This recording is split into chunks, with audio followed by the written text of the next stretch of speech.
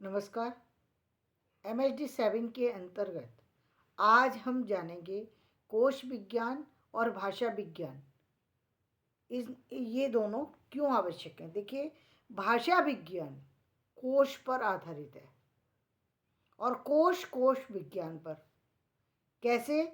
जैसे स्वनिम स्वनिम विज्ञान पर आधारित है। स्वनिम जो है वो स्वनिम विज्ञान पर आधारित है। बिना स्वनिम जो है तब तक फलीभूत नहीं हो सकता, तब तक उसका लाभ नहीं मिल सकता जब तक हम स्वनिम विज्ञान के बारे में नहीं जानेंगे। व्याकरण जिस तरीके से व्याकरणिक कोटि के निर्धारण के लिए व्याकरण की और वाक्य विन्यास की जरूरत होती है, ठीक उसी तरीके से भाषा विज्ञान का ज्ञान अर्जित करने के लिए कोश विज्ञान को जानना जरूरी है, क्योंकि कोश विज्ञान शब्द पर आधारित है और शब्द जो है वो शब्द रचना पर आधारित है और शब्द रचना जो है व्याकरण पर से जुड़ी हुई है। यानी सब एक दूसरे से जुड़े हुए, बिना उसकी जानकारी के हम नहीं कर सकते। भाषा तो हमारी बाद में आई है। भाषा में प्रयुक्त शब्द कहाँ से आ रहे हैं, कैसे आ रहे हैं, उनमें बदलाव कैसे हो रहा है, क्या परिवर्तन किए जाने चाहिए और क्यों हो रहे हैं वो परिवर्तन की आवश्यकता क्यों पड़ी और परिवर्तन क्यों हो रहे हैं, क्या क्या कठिनाइयाँ हैं, उन कठिनाइयों पर काम कैसे होगा, इसकी जानकारी हमें भाषा विज्ञान पर जाने से पहले कोश विज्ञान पर जाना पड़ता है।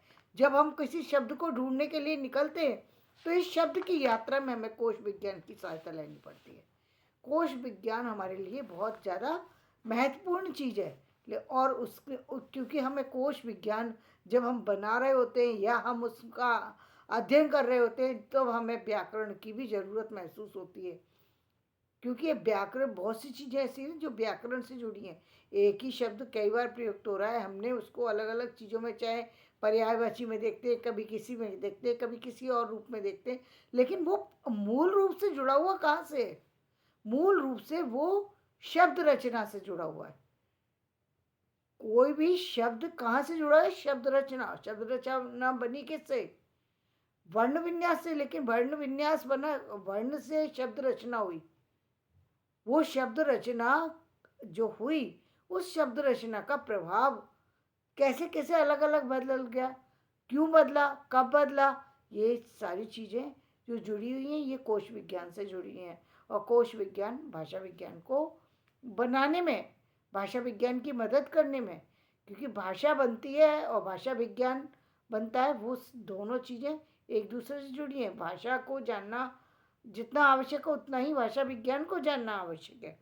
कोश की प्रविष्टि के मूल शब्द के निर्धारण के लिए कोशकार को भाषा के व्याकरण की आवश्यकता होती है। ऐतिहासिक भाषा विज्ञान के द्वारा शब्दों के रूप और अर्थ की उत्पत्ति, विकास और परिवर्तन क्रम को हमें पता लगता है।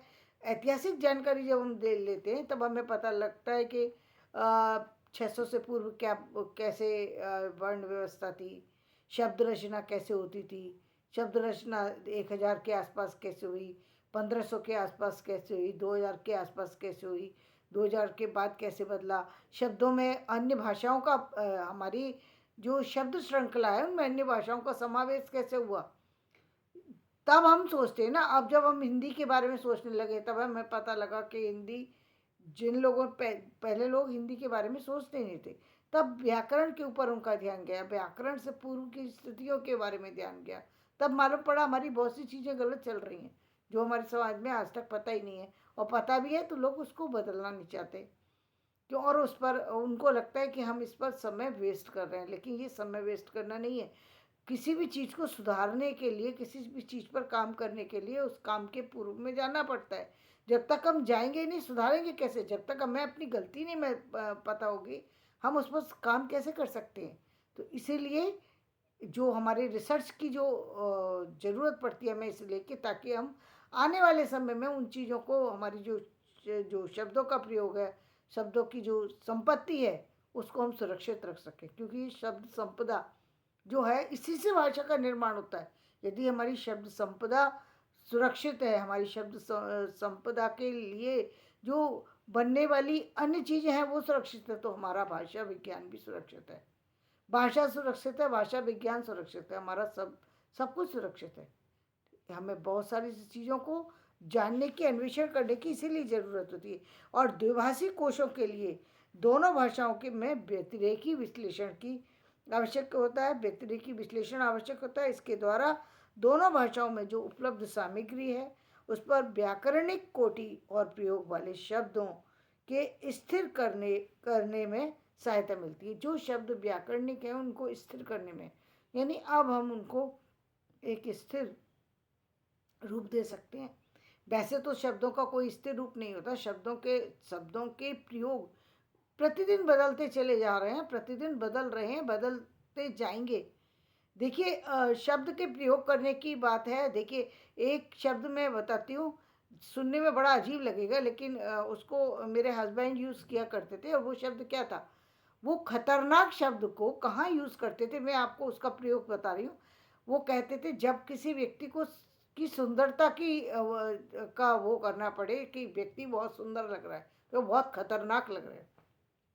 वो उन्होंने खतरनाक शब्द कितना देखने में और सुनने में कितना खतरनाक शब्द कैसा लगता है, बहुत ही खराब लगता है, लेकिन वो खतरनाक, उन्होंने उस खतरनाक शब्द को सुंदरता से जोड़ दिया कि मतलब बहुत ज़्यादा खूबसूरत लग रहे हो, तो खतरनाक शब्द को वहाँ पर प्रयोग कर दिया। प्रयोग करने की ही विशेषता होती है। एक शब्द है वो कहाँ का प्रयोग हो सकता है। तो मैं आपको ये चीज़ के बारे में बता रही हूँ कि एक शब्द की रचना कहाँ पर सुंदरता को दे जाएगी, कहाँ पर फुहड़पन को दे जाएगी, कहाँ उसमें और भी कई सारी सी चीज़ें जो आकर जुड़ जाएंगी। इसके लिए हमें भाषा विज्ञान के अध्ययन की आवश्यकता होती है। तो धन्यवाद, मैं अपना वीडियो यहीं समाप्त करती हूँ। मेरा वीडियो पसंद आए तो इसे लाइक करें, शेयर करें और सब्सक्राइब करें।